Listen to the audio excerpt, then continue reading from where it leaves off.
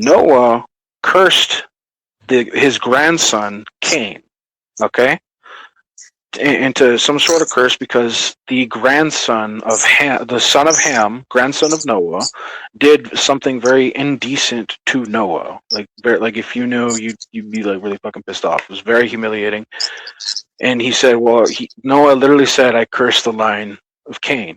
What is the line of Cain, right? So the Canaanites, the region of the Canaanites, where some of the Jews say they come from in that region, right? They were in that region, then they were enslaved by Egypt, and then they came out of Egypt, and then they came back to Canaan. They killed the Canaanites. Okay, who are the Canaanites? Descendants of Cain.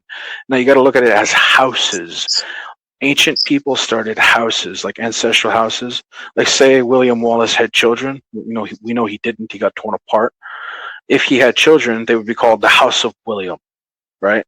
So if he had a progeny, and it made up to this day, and like everybody who's Scottish related to this person who's well known, that is the house of that person who's well known, right?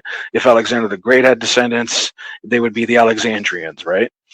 That would be the house of Alexandria. The descendants of David is the house of David, right? King David of Israel. So the Canaanites, they come from Cain, specifically in the family tree, who's the grandson of Noah.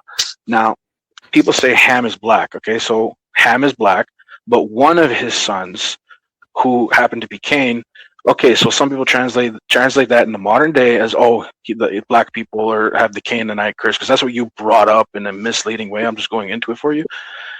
It's not true. Only those who are of Cain are cursed.